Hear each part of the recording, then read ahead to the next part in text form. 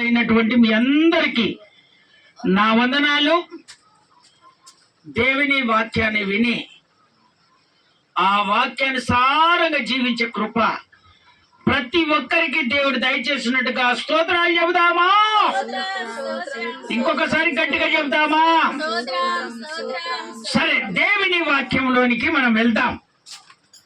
దేవుడు ఈ రోజు మనతో మాట్లాడుతున్నటువంటి మాట, మనోనేత్రములు వెలిగించబడాలి. మనోనేత్రములు వెలిగించబడాలి. నేత్రములు అనగా ఏంటివి? కళ్ళు. ఆ కళ్ళు వెలిగించబడాలంట దేవుడు చెప్తున్నటువంటి మాట. ఎప్పుడైతే మనోనేత్రాలు వెలిగించబడతాయో అప్పుడు నీ కుటుంబంలో కార్యం జరుగుతుందంట. మనోనేత్రాలు ఎప్పుడైతే వెలిగించబడతాయో నీ దృష్టి అంతా దేవుని వైపుకే ఉంటదట. మనోనేత్రాలు ఎప్పుడైతే వెలిగించబడతాదో నీ చూపులో గాని నీ ప్రవర్తనలో గాని మార్పు అనేది రాదట. స్తోత్రం చెప్తారా ఒకసారి గట్టిగా? అందుకనే దేవుడు చెప్తున్నటువంటి మాట, మనోనేత్రాలు వెలిగించబడాలి. కొంతమంది దేవుని వాక్యము వింటారు, ఆ వాక్యానుసారంగా జీవించరు, కుటుంబంలో సమస్యలు అక్కడనే ఉంటాయి, ఆ సమస్యలు తీరనే తీరం. వీళ్ళంటే ఎవరంటే అలుపులు. ఎవరిలో? అలుపులు. అలుపులకు ఎప్పుడు దేవుని గురించి చెప్పమంటే బాగా చెప్తా ఉంటారు, కానీ పెట్టినారా దేవుని వాక్యానుసారంగా జీవించరు, దేవుని గురించి ఇతరులకు చెప్పాలి. అయితే దేవుడు మనతో మాట్లాడుతున్నటువంటి మాట ఏంటంటే, ఆ అల్ప చేష్టలు ఏవైనా ఉంటే ఈరోజు ప్రభు చెప్తున్నాడు, మనోనేత్రాలు వెలిగించబడాలి.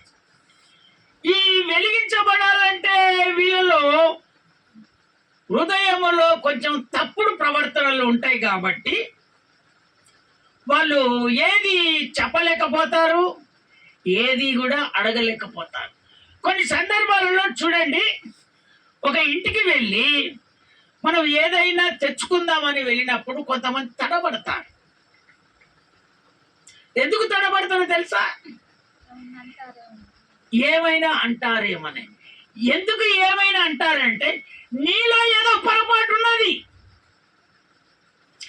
నీలో ఒక అల్పం అనేది ఉన్నది కనుక నీ అంతటగా నీవే ఏం చేస్తున్నావో పొరపాటు పడిపోతున్నావు. ఎవరైనా గట్టిగా మాట్లాడితే ఏమంటావు? కాస్త తప్పుడు మాటలు మాట్లాడతారు. ఎప్పుడంటే అల్పము కలిగినటువంటి వాళ్ళు సరిగానే మాట్లాడతారు, కానీ ఆ సమయం వచ్చినప్పుడు నోట్లకెళ్ళి మాటలు తడబడతాయి. స్తోత్రం చెప్తారా ఒకసారి గట్టిగా?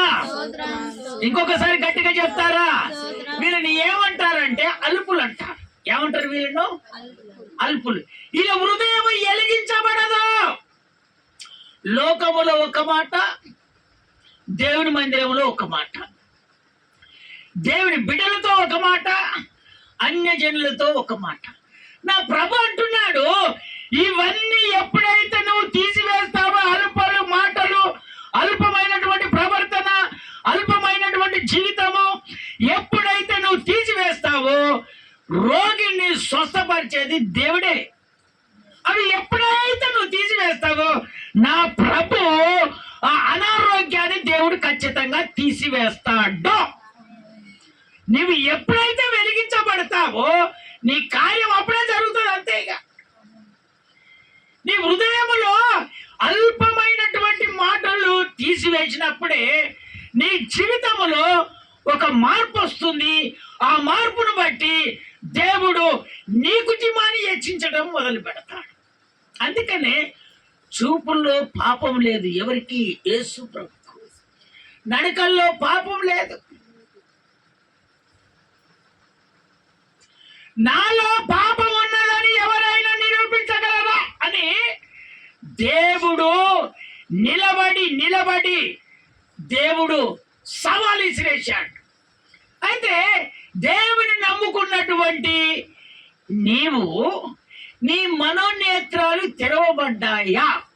ఒకవేళ నీ మనోనేత్రాలు తెరవబడలేదనుకో, అయితే వెలుగు నీలో లేదన్నట్టు. అయితే దేవుడు చెప్తున్నటువంటి మాట ఏందో తెలుసా? ఖచ్చితంగా నీ మనోనేత్రాలు వెలిగించబడాలని దేవుడు కోరుకుంటున్నాడు. స్తోత్రం చెప్తావా సరి గట్టిగా? ఒకవేళ వెలిగించకపోతే నీ జీవితము ఎక్కడేసిన గొంగడి ఎక్క నీకు. స్పష్టంగా దేవుడు నీతో మాట్లాడుతున్నాడు. అల్పమైన వాళ్ళు ఉంటే అల్పమైన మాటలు మాట్లాడతారు కొంతమంది, మంచి వాళ్ళు ఉంటే మంచి మాటలు మాట్లాడతారు కొంతమంది. నా ప్రభు చెప్తున్నటువంటి మాట ఏందో తెలుసా? అల్పమోలు వచ్చినా నువ్వు దేవుని అంగీకరించి సత్యములో జీవిస్తున్నటువంటి నీవు, అల్పమోలు వచ్చినా ఒకే తీరుగా ఉండాలి, దేవుని బిడ్డలు వచ్చినా ఒకే తీరుగా ఉండాలి. నీలో మార్పు అనేది రాకూడదు. అల్పమోలు వస్తే ఏం చేస్తారంటే అల్ప మాటలు మాట్లాడతారు. ఈ అల్పమోలు ఎట్లుంటారంటే ఏది పడితే అదే మాట్లాడుతూ ఉంటారు. వాళ్ళకు వినుసొంపైనది ఏదో అదే మాట్లాడతారు. అయితే దేవుని నమ్ముకొని సత్యములో జీవిస్తున్నటువంటి మనము అల్పమోలు వచ్చినా కూడా దేవుని మాటలే చెప్పాలి, దేవుని నమ్ముకున్నటువంటి బిడ్డలు వచ్చినా కూడా దేవుని మాటలే చెప్పాలి.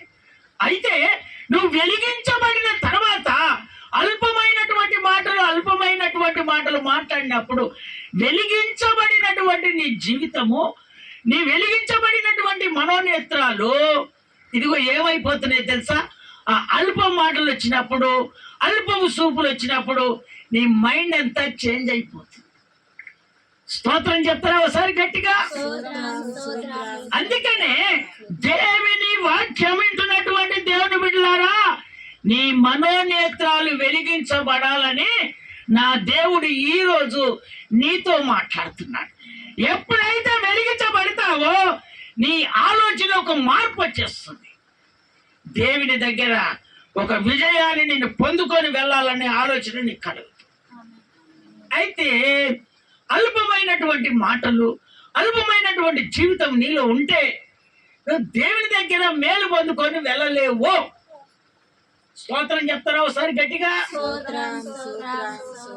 ఆ చదవండి, దేవుని వాక్యంలోనికి మనం వెళ్దాము. దేవుని వాక్యంలోనికి మనం వెళ్తాం. 1 యోహాను పుస్తకం 1 యోహాను పుస్తకం 2వ అధ్యాయంలో 16వ వచనంలో దేవుడు కొన్ని మాటలు మాట్లాడుతున్నాడు. ఆ మాటలు మనం విందాం. లోకములో ఉన్నదంతయు అనగా శరీరాయు నేత్రాయు జీవము డమ్మమును తండ్రి వలన పుట్టినవి కావు, అవి లోక సంబంధమైనటువంటి ఏంటిదంట? లోకములో ఉన్నటువంటి మాటల గురించి దేవుడు చెప్తున్నటువంటి మాటలు. స్తోత్రం చెప్తారా ఒకసారి గట్టిగా? శరీర ఆశలు ఎక్కడి నుంచి వచ్చాయట? శరీర ఆశలు ఎక్కడి నుంచి వచ్చాయి? జీవము డబ్బము ఎక్కడి నుంచి వచ్చాయి? ఇది లోకములో నుంచి వచ్చినాయి అని దేవుడు చెప్తున్నాడు. మళ్ళీ రిపీట్ చేయండి నా మాట, చక్కగా మీరు వినండి ఆ మాట. లోకములో ఉన్నదంతయు అనగా శరీరాశయు ఏంటిదంట? శరీరాశలు, నేత్రాశలు, జీవపు డమ్మములు తండ్రి వలన పుట్టినవి కావు, ఇవి తండ్రి వలన పుట్టినవి కావు, అవి లోక సంబంధమైనవే. ఇవి లోక సంబంధమైనటువంటివి. ఏంటి అంట? మూడు ఆశలు ఉన్నాయి అక్కడ. ఏం ఆశలు ఉన్నాయి? శరీరాశ ఒకటి, నేత్రాశ ఒకటి, జీవము డంబం. అల్పమైనటువంటి వాడు నేను ఇదిగో ఈ చెట్టు ఎక్కుతాను అల్పం. నువ్వు బల ఎక్కుతావురంటే వీడు ఎక్కుతాడు, కింద పడతాడు, కాళ్ళు చేయో ఇరుగుతాడు. స్తోత్రం చెప్తారా ఒకసారి గట్టిగా? ఇవన్నీ లోకము నుంచి వచ్చినాయట, దేవుడి నుంచి వచ్చినటువంటి కావు. శరీర ఆశలు, శరీర కోరికలు అనేకమైనటువంటివి ఉంటాయి దేవుని బిడ్డలారా. ఇవన్నీ నువ్వు ఏం చేయాలంటే ఆ శరీర ఆశలన్నీ నువ్వు తీసివేసుకోవాలి. మన చూపుకు రమ్యమైనటువంటి అవపడతా ఉంటాయి, మన చూపుకు ఇష్టం కానటువంటి కూడా అవపడతా ఉంటాయి.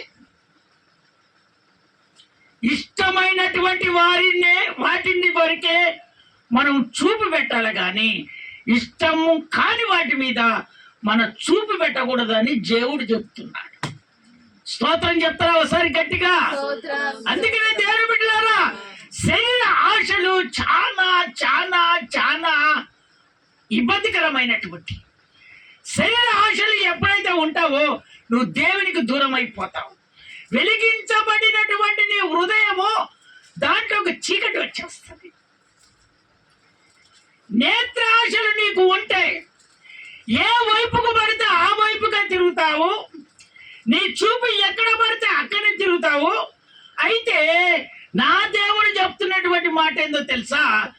నువ్వు వెలిగించబడిన తర్వాత నీ చూపు మార్చుకోవాలని దేవుడు చెప్తున్నాడు. నీ శరీర క్రియలను మార్చుకోవాలని దేవుడు చెప్తున్నాడు. ఈ జీవము డమం అనేది తీసివేయాలని దేవుడు చెప్తున్నాడు. ఇలాంటి అల్పమైనటువంటి అన్ని నీ హృదయములో ఉంటే వాటిని తీసివేసుకో. ఎందుకంటే ఇవి లోకములో నుండి వచ్చినటువంటి, దేవుడి నుంచి వచ్చినటువంటి కావు. ఆ 17వ వచనం చదువు నాన్న, అట్లా 17వ వచనం చదువు. లోకమును దాని ఆశయు గద్దించిపోవచ్చున్నవి గాని దేవుని చిత్తమును జరిగించువాడు నిరంతరము నిలుచును. స్తోత్రం చెప్తారా ఒకసారి గట్టిగా? శరీర ఆశ ఉన్నటువంటి వాడు, నేత్రాశ ఉన్నటువంటి వారు, జీవపు డంబము ఉన్నటువంటి వాడు అవి గతించిపోతాయి. కానీ దేవుని కొరకు వైరాగం కలిగి జీవిస్తున్నటువంటి అన్ని గతించిపోవు అని దేవుడు చెప్తున్నాడు. స్తోత్రం చెప్తారా ఒకసారి గట్టిగా? ఇంకొకసారి గట్టిగా చెప్తారా?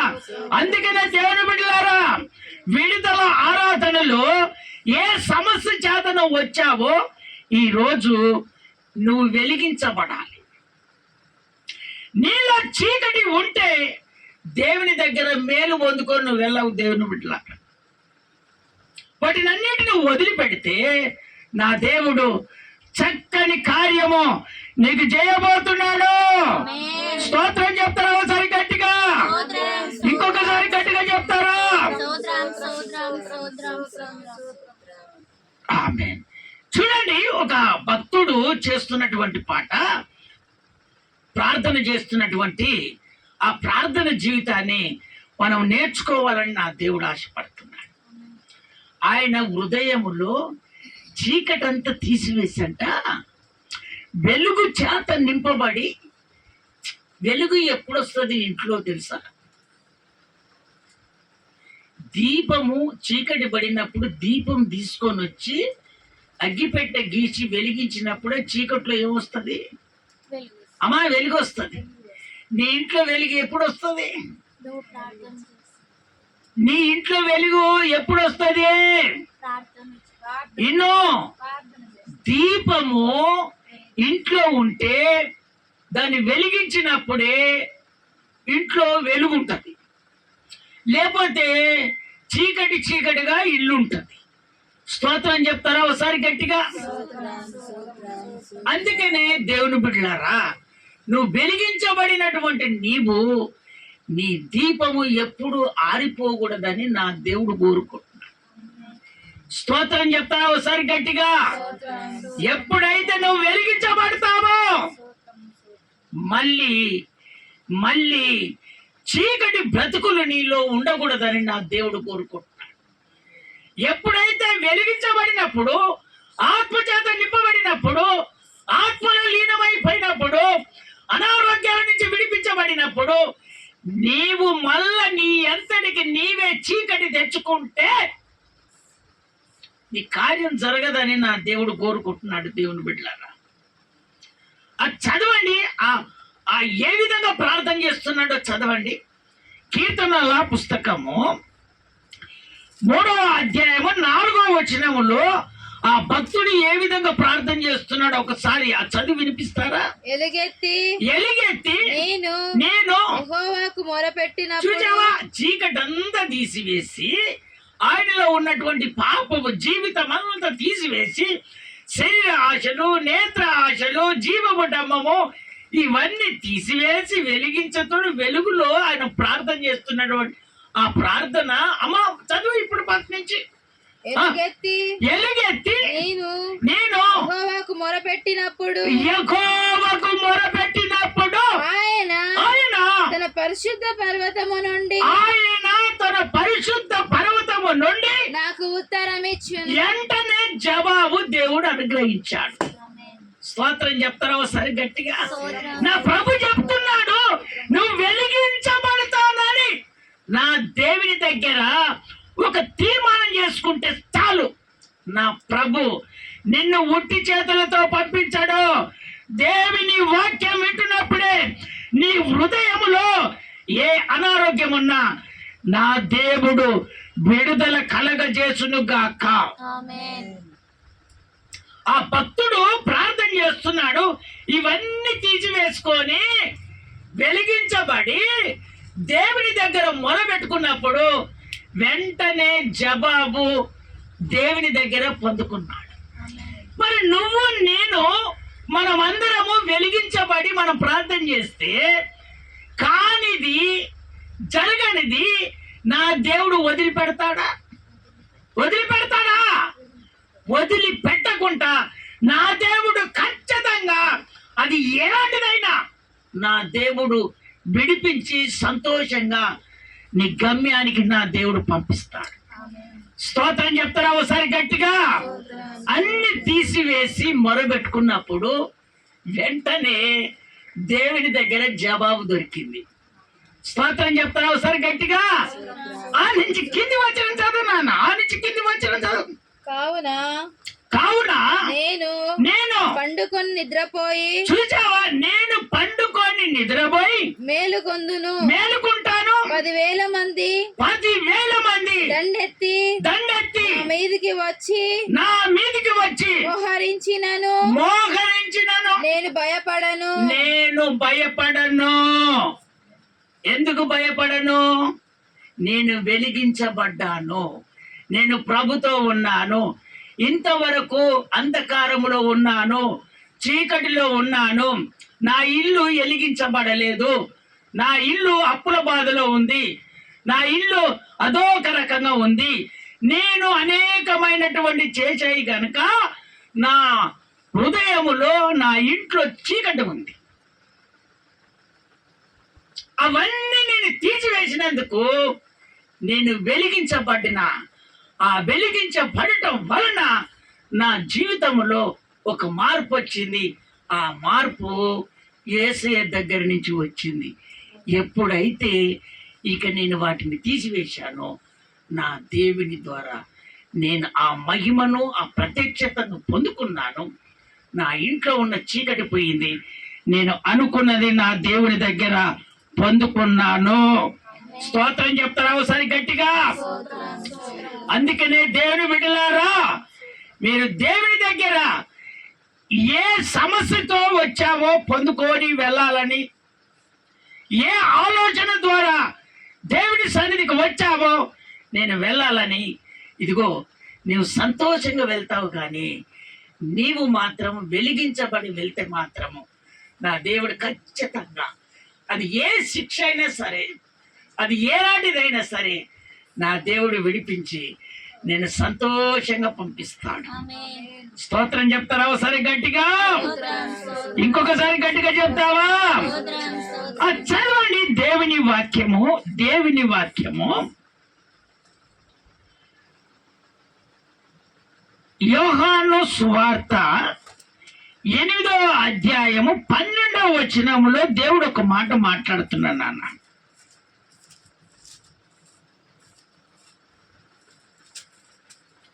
12వ వచనంలో దేవుడు ఒక మాట మాట్లాడు. యోహాను సువార్త 8వ అధ్యాయము 12వ వచనం చదువు నాన్న. మరలా యేసు నిన్ను లోకమునకు మరలా నేను లోకమునకు వెలుగును నన్ను వెంబడించువాడు చీకటిలో నడవక జీవపు వెలుగు కలిగి యుండునని వారితో చెప్తున్నాడు దేవుడు. ఇప్పుడు మీతో చెప్తున్నాడు. మళ్ళీ రిపీట్ చేయి. మరలా యేసు నేను లోకమునకు వెలుగును నన్ను వెంబడించువాడు చీకటిలో నడవక జీవపు వెలుగు కలిగి యుండునని వారితో చెప్పాను. దేవుని బిడ్డలారా, ఎప్పుడైతే లోకములో వెలుగుందో ఆ లోకము ఆయన చూడలేదు. చూసిన వాళ్ళేమో వెలిగించబడ్డారు, చూడని వాళ్ళు ఏమైపోయారు? అంతుబట్టలేక అనేక బాధలతో ఇసుకుపోయారు. నా దేవుడు లోకానికి వెలుగుగా వచ్చాను, అందుకనే నన్ను వెంబడించేవారు లోక సంబంధులు గారు. నన్ను వెంబడించేవారు నాతో వెలుగుగా ఉంటారు, అంధకారములో ఉండరు, చీకటిలో ఉండరు, వాళ్ళు వెలిగించబడతారు. ఆత్మ పొందుకున్నటువంటి నీవు అల్పమైనటువంటి మాటలు నీలోనికి వస్తే నా దేవుడు చక్కగా చూటిగా నీతో మాట్లాడుతున్నాడు. ఆత్మ పొందుకున్నటువంటి నీవు అల్పమైన వారితో అల్ప మాటలు మాట్లాడితే ఇదిగో నువ్వు పొందుకున్నటువంటి ఇదిగో కృపా వరాలు ఉన్నాయే అవన్నీ దేవుడు తీసివేస్తాడు. స్తోత్రం చెప్తారా ఒకసారి గట్టిగా? ఒకప్పుడు నీ జీవితము ప్రార్థన చేస్తున్నప్పుడు కన్నీరు కార్చే ఆ జీవితము నీ అంతటికి నీవే తీసివేసుకుంటావు. వెలిగించబడినటువంటి నీవు ఎప్పుడైతే అల్పము మాటలు అల్పంగా మాట్లాడతారో వాళ్లకు వెలిగించబడినటువంటి నీవు నీతి గురించి దేవుని గురించి నువ్వు ఎప్పుడైతే చెప్తారో వాళ్ళ మనసు అల్పమైనటువంటి మనసు మారి వాళ్ళు కూడా వెలిగించబడతారు. స్తోత్రం చెప్తారా ఒకసారి గట్టిగా? అల్పమైన వాళ్ళు వెలిగించబడితే దేవుడు నిన్ను చూసి ఎంత సంతోషపడతాడో తెలుసా? కొంతమంది ఏం చేస్తారంటే అల్పమైన మాటలు మాట్లాడితే వీళ్ళు కూడా అల్పంగానే మాట్లాడతాడు. మరి నువ్వు దేవుని నమ్ముకున్నది ఎందుకు? సత్యములో జీవించేది ఎందుకు? నీ జీవితం ఎప్పుడు మారుతుంది? నీ బుద్ధి ఎప్పుడు మారుతుంది? నా దేవుడే చెప్తా, లోకానికి వెలుగునన్నాడు దేవుడు. అలాంటి దేవుని అంగీకరించి బ్రతుకుతున్నటువంటి దేవుని బిడ్డలారా, ఈరోజు నీ ఇంట్లో విడుదల కావట్లేదంటే, నీ కార్యం జరగట్లేదంటే కారణము దేవునిది కాదు నాన్న, ఆ కారణము నీవే. నువ్వు లోకములో ఉన్నటువంటి మాటలు వింటున్నావు, వెలుగు దగ్గరికి వచ్చానని నటిస్తున్నావు తప్ప నీవు వెలుగు సంబంధిగా వెలిగించబడట్లేదు. అందుకని ఈ రోజు నుంచి ప్రభు ఎదుట, అయ్యా ఇక నేను వెలిగించబడతాను, నేను నీ వెలుగు దగ్గరికి వచ్చాను. అక్కడిక్కడ తిరిగినప్పుడు నేను అల్పమైన మాటలతో మాట్లాడటం వల్ల నా దీపం ఆరిపోయిందయ్యా. ఇప్పుడు నేను వెలిగించబడతానని ఒక తీర్మానం నీలో వస్తే చాలు బిడ్డ, నీవు నీ అనారోగ్యము పూర్తిగా విడుదల కలుగును గాక. ఒక్కసారి చేతెత్తి స్తోత్రాలు చెబుతారా?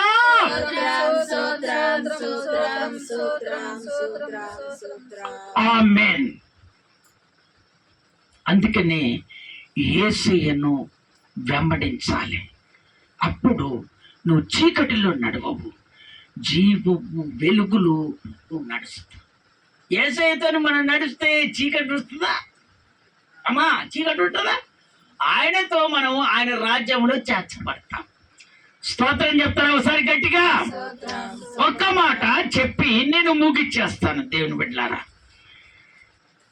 రెండో కొరింథీయులకు రాసిన పత్రిక 4వ అధ్యాయములో 4వ వచనములో దేవుడు మాట్లాడుతున్నాడు. అవిశ్వాసులైన వారిగా మీరు ఉండకూడదని దేవుడు చెప్తున్నాడు. కొంతమంది విశ్వాసులుగానే ఉంటారు, దేవునికి ఇష్టలుగానే ఉంటారు, అవిశ్వాసములో ఉంటారంట. దేవుడు చెప్తున్నాడు. అందుకని అవిశ్వాసులైన వారిగా మీరు ఉండకూడదని దేవుడు చెప్తున్నాడు. చదువునాను ఆ మాట. 2వ కొరింథీయులకు రాసిన పత్రిక 4వ అధ్యాయము 4వ వచనం. దేవుని స్వరూపమై ఉన్న దేవుని స్వరూపమై ఉన్న క్రీస్తు మహిమను కనపరచు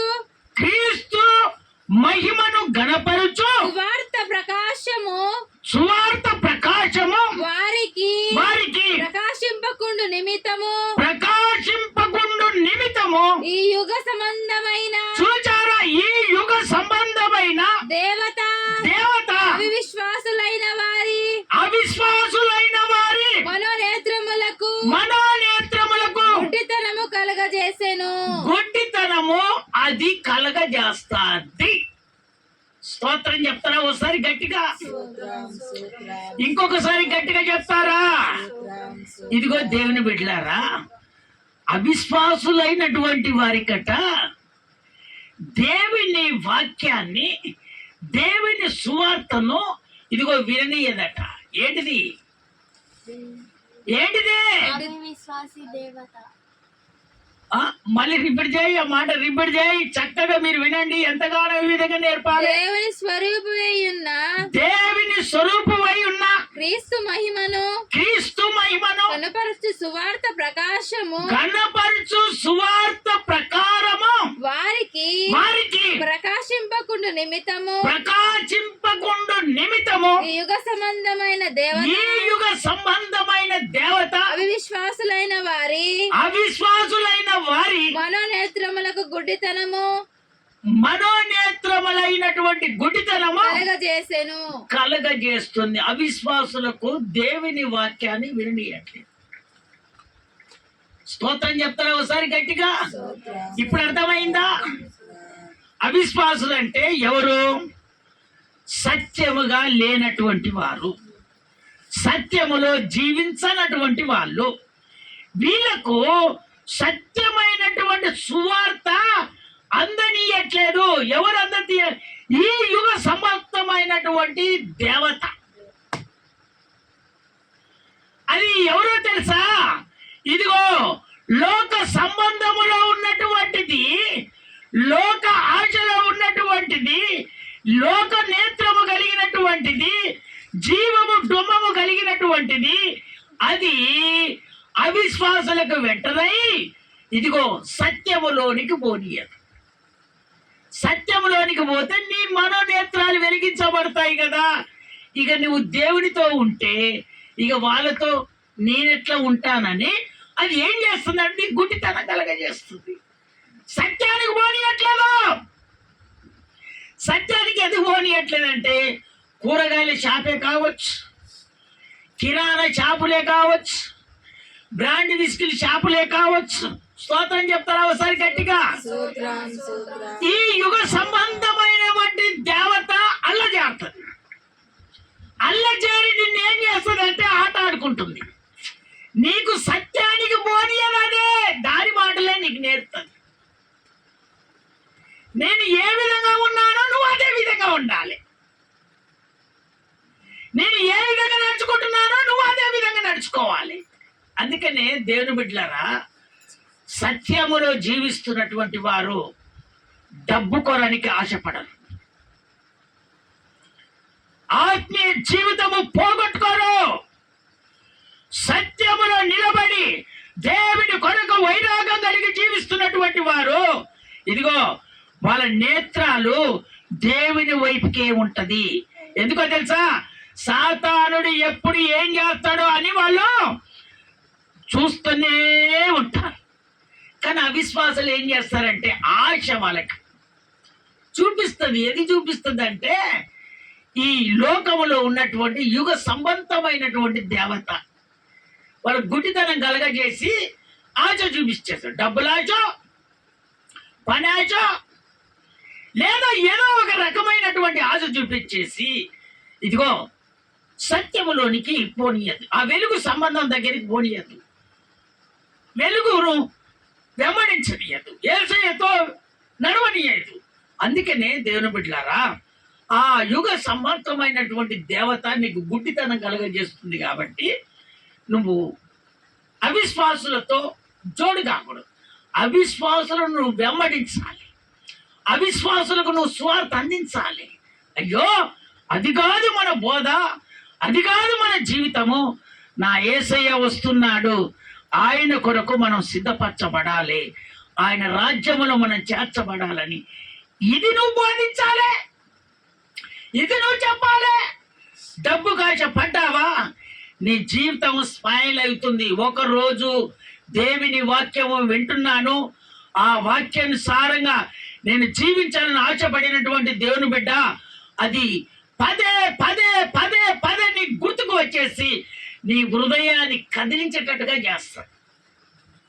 అయ్యో దేవుని వాక్యము నా యొద్దకు వచ్చినప్పుడు ఆ వాక్యాన్ని నేను తీర్మానం చేసుకున్నాను, కానీ ఆ వాక్యాన్ని నేను పక్కకు పెట్టానేమో, అందుకని నాకు ఇవన్నీ జరుగుతూ ఉన్నాయి, నా అనారోగ్యం పోవట్లేదు, నేను ఆశీర్వదించబడట్లేదు, నా జీవితం ఈ విధంగా అయ్యిందని నీకు పదే పదే గుర్తుకొచ్చేస్తుంది దేవుని బిడ్డ. అందుకనే ఇప్పుడు అవిశ్వాసం మాదిరిగా నువ్వు ఉండొచ్చు.